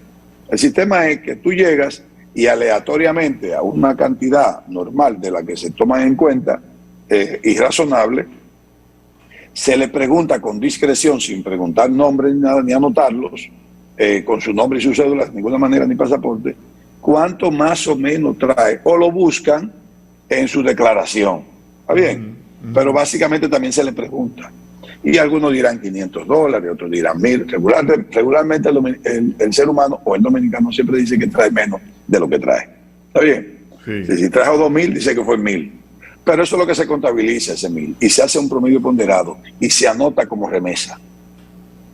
O sea que no piensen ustedes que los 10,000 y pico de millones de dólares que vamos a recibir fueron traídos por instituciones financieras calificadas o ya registradas para traer remesas. No, los 70,000 dominicanos que entraron en el mes de octubre, en el mes de septiembre, 70,000 dominicanos no residentes entraron a este país, que no van a hoteles, porque duermen en la propiedad de sus familiares o en propiedades de ellos mismos. Esos 70,000 trajeron dinero y se contabiliza como remesa. Y eso lo trajeron ellos.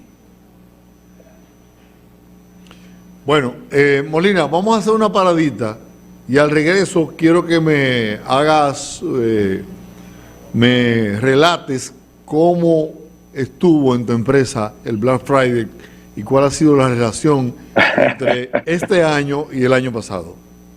Está bien. En breve, no se muevan.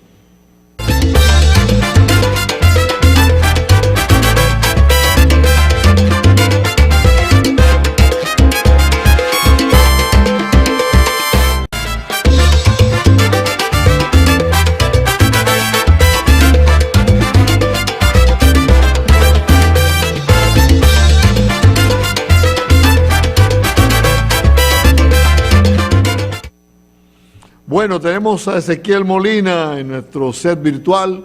Con él estamos conversando sobre temas de economía. Félix de Sena y un servidor aquí en el estudio. Quedó en el aire la pregunta sobre el Black Friday, cómo se comportó el Viernes Negro en los predios de Cometa y con relación al año pasado, a otros años, ¿cuál fue el resultado? Bueno, con el año pasado no lo vamos a comparar, vamos a comparar con el año 2019, porque el año pasado prácticamente muy poca gente tuvo Black Friday por el asunto de la pandemia, que todavía estaba en su apogeo, la pandemia, por así decirlo. Había restricciones de muchas cosas, de sanitarias, ¿no? De horario, etcétera. Ahora, en comparación con el 2019, hay que hacer comparaciones justas. Como también en este año se juntó el desabastecimiento de mercancía, muchas empresas fueron tímidas en el momento de lanzar especiales fuertes y generalizados de sus mercancías para Black Friday. Y lo pongo como ejemplo a la empresa que represento, Grupo Cometa. Nosotros tenemos que prever que cuando tú pones un especial generalizado y pones buenos precios, como siempre lo pusimos del 2019 hacia atrás, la cantidad de demanda de mercancía de ese día es tan fuerte que te puede, si se quiere, reducir los inventarios. Y lo hacíamos muy bien porque teníamos seguridad de recibir mercancía en diciembre, o recibíamos mucha en octubre, octubre y diciembre, porque tú coges a noviembre para fines de liquidar esa mercancía. Recuérdense que los comerciantes, como tienen una tasa ponderada de venta por encima de, si se quiere, del valor que van a pagar la factura, por decirte, muchas empresas que tienen todavía su precio a un 62 por 1. Y recuérdense que el dólar se ha puesto hasta 57, 56.50, 56.60, ha subido un poco en esos días. Entonces, ese valor que se van ganando en los meses del año se va acumulando en los libros contables. Y cuando se hace el análisis financiero, entonces dicen, bueno, podemos sacrificar hasta un 50% de descuento en esto, un 25%, y calculan cuánto sería el monto de venta para fines de devolver en ese sentido ese beneficio acumulado adicional por una tasa que tienen calculada un poco más alta que lo que han venido pagando. Pero ahora se junta, que es que no había seguridad de que ese inventario que tú vas a salir si te lo van a reponer los suplidores. Por ejemplo, en el caso nuestro, reitero, nosotros no pusimos especial en batería. Y en neumáticos no fuimos completos, o sea, hicimos solamente una selección de los 200, 300 ítems de neumáticos que vendemos, pusimos apenas 60, 70 ítems, porque eran los que más inventario tenían. Aún así no fue malo, pero aún así yo puedo decir que definitivamente este año no fue como el 2019. Tomando en cuenta todo, Eder y Félix, nosotros haciendo ese valor o ese cálculo de si nada más hubiésemos puesto en el 19 esto, ¿cuánto hubiésemos vendido? Definitivamente vendimos menos en este año. El Black Friday de este año, yo insisto en que fue más frío, porque se veía también en el tránsito, en las calles, en la reacción de la gente. O sea, fue más frío. Ese es el termómetro, sobre todo en tiendas grandes de electrodoméstico. Una cosa que le afectó a las tiendas, escúchame que te interrumpa, Eder, es que las tiendas tienen que dejar, digo yo, ¿no? Tienen que dejar el asunto del Black Friday del 1 de noviembre. O es Black Friday o es noviembre negro. Porque tienen que cambiarlo, ¿verdad? O sea, entonces la gente ya no cree que tú en ese viernes, que muchas empresas lo hacen, te van dando descuentos en todo el mes, pero en el viernes te dan un descuentazo. Ya la gente no entiende que eso es así. ¿Entiendes? Ya la gente no lo valora. Si es viernes, viernes. Claro. Está bien de que algunos hasta el sábado lo logren, pero de hecho nosotros lo mantuvimos así, viernes. Y el sábado lo mantuvimos hasta el mediodía. Pero ya el lunes no hay más Black Friday, ya el martes no hay más Black Friday. Pero los comerciantes grandes, esas tiendas de cadena que son importadoras de mercancía, y sobre todo electrodomésticos, vienen desde el 1 de noviembre dando esos descuentos, y ya la gente va diciendo, bueno, pues lo compro ahora para no esperar los tapones. Entonces, pasó, era así. Ahora bien, en el 2019 hicieron lo mismo, y sin embargo el Viernes Negro fue un lleno. Sí, correcto. A Corripio le fue muy bien, el Viernes Negro. Fue según el estudio que nosotros hacemos, fue la tienda o la empresa que más vendió ese viernes.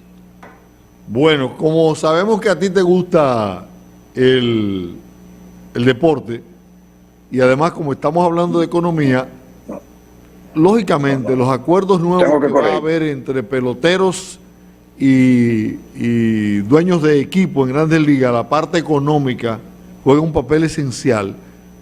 A mí me gustaría escuchar a Félix. Pero tengo que corregirte. A mí lo que me gusta el deporte. A mí me gusta el análisis de Félix y de Zeta. Sí, lo sé. Si fuese mi hermano Juan José, yo no me quedo. Y es mi hermano. Sí, porque el asunto es por cuarto, La diferencia, hay algunos aspectos que son, digamos, del deporte, pero en el fondo, hay aspectos económicos que dividen, que separan y que distancian la posición de uno y de otro. Bueno, esta noche a las 12 vence el acuerdo del sindicato de peloteros y los dueños de equipo. La gente habla, ¿habrá huelga? No va a haber huelga. Sencillamente los dueños y los peloteros saben las consecuencias que puede tener una huelga ante la opinión americana. Los americanos son muy inteligentes en su juicio. Ellos podrán ser tontos a veces en cuanto a votar por Donald Trump o cosas de esas, ¿verdad? Pero en cuanto a su juicio, ellos se dan cuenta cuando dos ricos se están discutiendo. O sea, el pleito entre un dueño de equipo y un pelotero es entre dos ricos. Uno tiene más que otro, pero son dos ricos, porque desde que una empresa, el salario mínimo sea $550,000, ya usted sabe que ese es un rico. Porque un cirujano cardiovascular no gana eso en Estados Unidos en los primeros 2 o 3 años después de estudiar 10. Sí. O sea, entonces, partiendo de ahí, ellos se van a poner de acuerdo en un punto o en otro. Yo no sabía que en esas negociaciones hay peloteros que participan. No, es que el sindicato, mira, quien funda el sindicato, Malvin Miller, que hizo la primera huelga en el año 1972, la hizo tratando de aumentar el fondo de pensiones, de que los peloteros se les diera un 17% más de aporte para poder tener dinero para pensionarse. Y en ese momento a los peloteros no lo pensionaban. Entonces se hizo que la pensión, el pelotero tuviera que cumplir 5 años completos de Grandes Ligas, de servicio completo, para poder optar por una pensión. Hoy en día, el pelotero, el aporte es mínimo para la pensión y desde un solo día en el roster de Grandes Ligas, tú puedes optar por un mínimo ligero de la pensión hasta un máximo de 10 años, donde un pelotero obtiene unos $5.500 al mes. Eso sería el ingreso para un pelotero de 10 años, que no tiene que ver con el salario. O sea, un pelotero que haya ganado el mínimo contra uno que haya ganado toda su vida muchísimos millones, le descuentan lo mismo por una cantidad determinada de años. Ahora, ¿qué pasa con los peloteros? O sea, que no es un fondo que usted va dejando en las arcas de la asociación. La asociación te cobra lo mismo. Sí. Ahora, los peloteros, ¿qué quieren? Quieren que le incluyan en el acuerdo colectivo, de nuevo, que le den el dinero para pagar a la gente de los clubhouse. Usted dice que es un disparate, no lo es, porque con ese dinero el pelotero pagaba el clubhouse es quien les lava la ropa y la comida que ellos se comen. Ellos le habían quitado parte de ese dinero porque los equipos le colocaron un chef para cocinarle a ellos. Pero ellos no están conformes con eso, dicen que no, que ese dinero... Pero eso es pírico para ese negocio. Pero los peloteros... la mentalidad de un pelotero, no importa que sea Tony Clark, no varía. Y lo digo porque en una ocasión un pelotero no se montaba en una guagua por una dieta de 100 pesos y ese pelotero era millonario. Era 300 pesos la dieta y no se quería montar. Y si no me dan la dieta no me subo en la guagua. Y dice, espérate, estamos ante presencia de alguien que por 300 pesos es capaz de no jugar hoy. Claro. Entonces, no sale a tener. Ellos tienen en algunos casos ese tipo de mentalidad.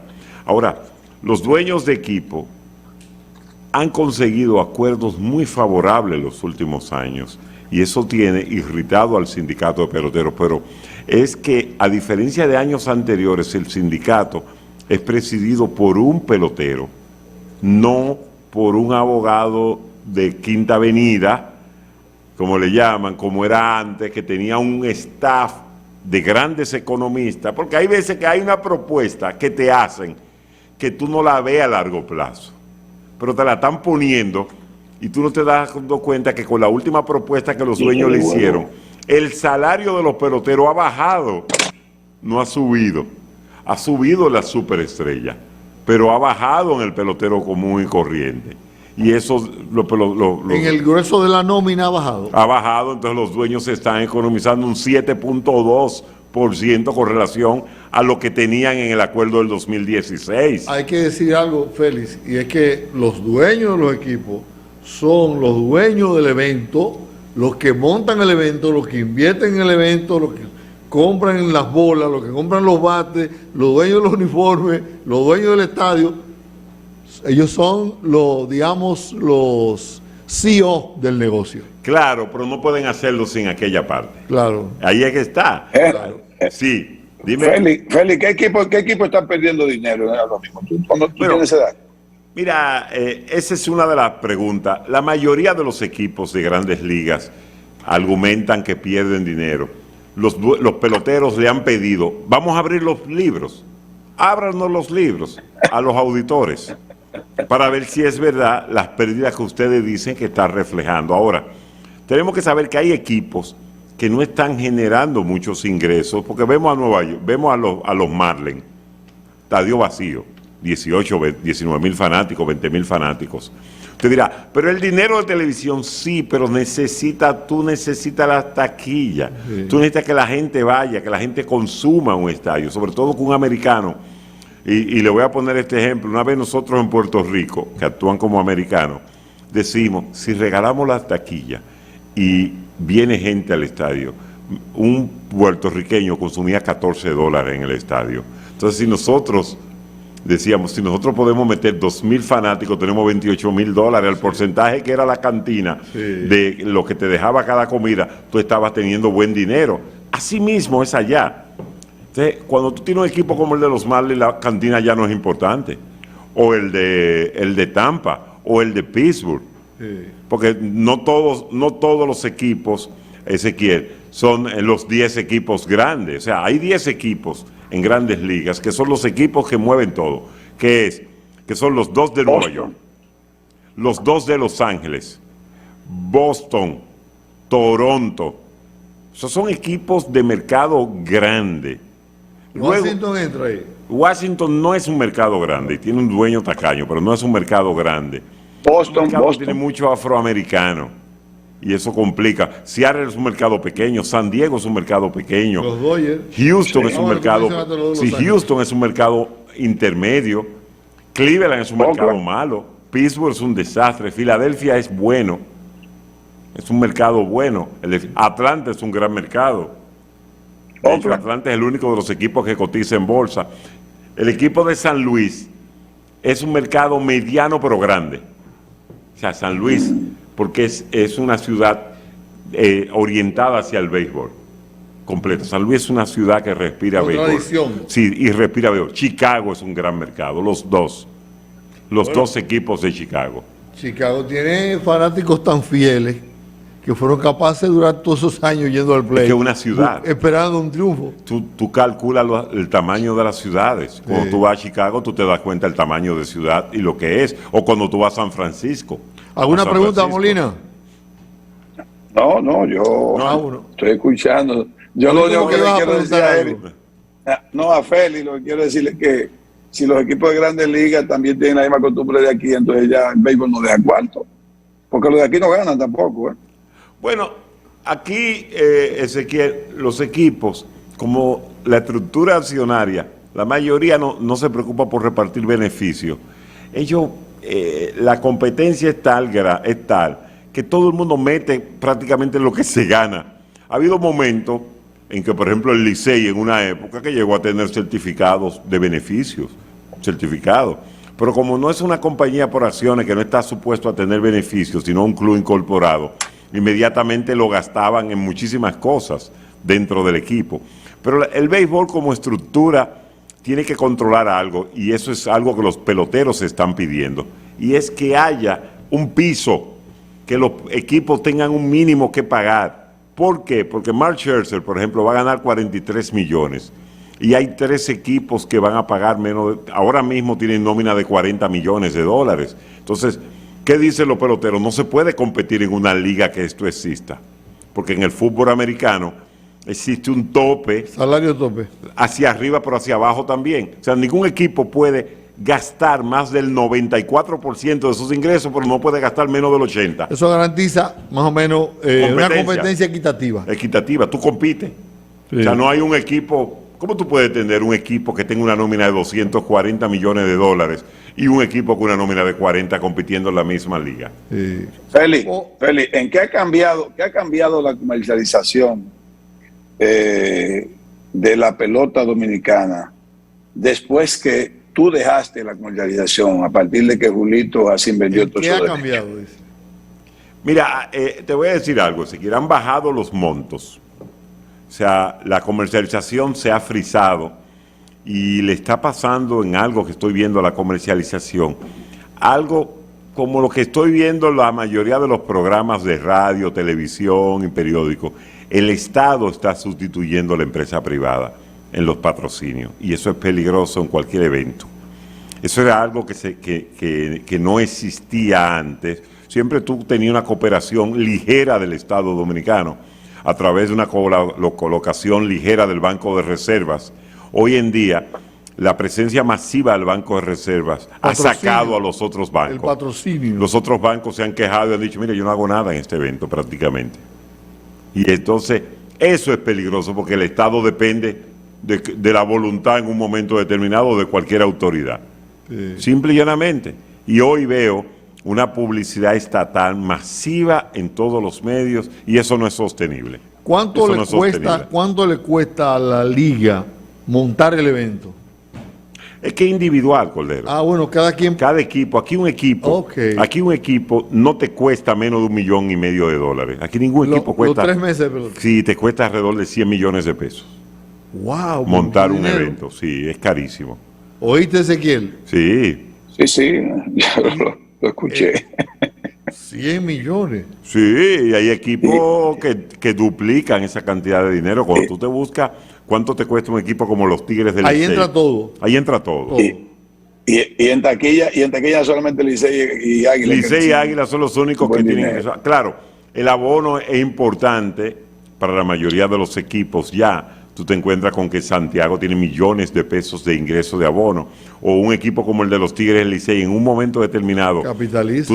Tú te podías ver que el Licey, si iba a la final, entre la temporada regular, round robin y final, Licey en ese momento tenía 40, 50 millones de pesos de ingresos de boletería. O sea, ya tú tenías un 40% de los ingresos de lo que tú ibas a gastar a manos llenas.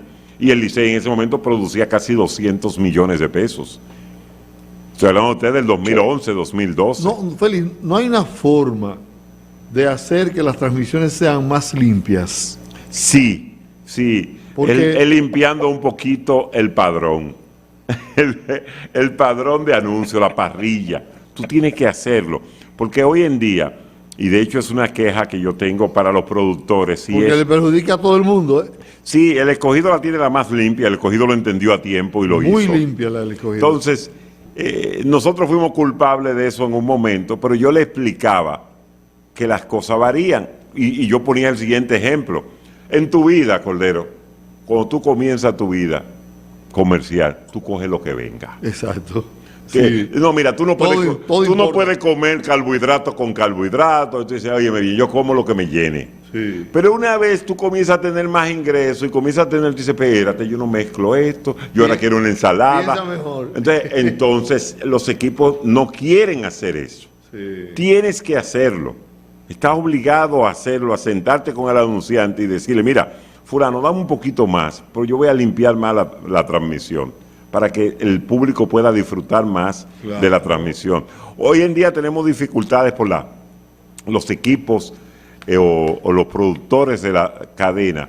No se han dado cuenta que MLB está reproduciendo los juegos en su página paga, que tú estás pagando $25, $30 por el torneo. Entonces tú necesitas tener más tecnología, porque el otro día vi un juego por ahí y era un juego muy pobre en cuanto a las cosas que debe de tener un juego en información. Yo creo que deben de invertir un poquito más para el año próximo y poner una mejor transmisión en el aire, porque es una transmisión para el mundo. Esas transmisiones de radio y algunas de televisión, para no mencionar, para no citar casos de equipos, muy congestionadas, apabullan al oyente. Sí. Y a veces no dan oportunidad para que los comentarios sean fluidos. Mira, ya oficialmente uno debe de eliminar el locutor comercial. Sí. Yo creo que sí. Otra cosa, Félix, le venden una jugada a 3 y a 4 patrocinadores, es una cosa insoportable. Porque no me he podido sentar y dirá alguna, ahora sí es bueno, Félix. Sí, pero yo salí hace 10 años, sí, y no es posible que las cosas sigan así 10 años después. Ha cambiado mucho. Ha cambiado mucho, sí. Eso ha cambiado mucho, o sea... La pelota ha cambiado, pero no ha cambiado la comercialización. Ese es el problema. No ha cambiado la mentalidad de lo que lo están manejando, eso es todo. Eso es así. Bueno, aspiramos a que, Ezequiel, porque te conviene a ti como anunciante, le conviene a la cadena porque hace una cadena mucho más limpia, y le conviene al receptor, al televidente, porque va a haber un evento sin menos interrupciones. Yo le voy a decir a los anunciantes, yo soy anunciante desde cuando Félix comenzó con la congregación de Julio Jacín, que vino a mi oficina y él y Pío, y estamos fijos ahí desde esa época, ¿no? Estamos hablando del año 2010 o más. Yo sí le puedo decir que cuando tú eres constante en anunciarte en ese evento que se llama Béisbol Dominicano, ya las estrategias de cómo hacerlo depende del anunciante, ¿no? Pero el medio es muy efectivo para el producto que se anuncia. De eso no hay duda. De eso no hay ninguna duda. Bueno. Y como dice Félix los otros días, ya no hay equipo en materia de transmisión y en materia de que se quede atrás débil. Ya cualquiera gana un campeonato y eso ayuda al mismo producto a anunciarse en todos los equipos. Bueno, gracias hermano Ezequiel por acompañarnos como todos los miércoles. Esperamos buen provecho para tu almuerzo, así que el próximo miércoles nos reencontramos aquí en la paradita de las 12. Hasta la próxima. Mañana regresamos Félix de Sena y yo. Buenas tardes. Muy bien.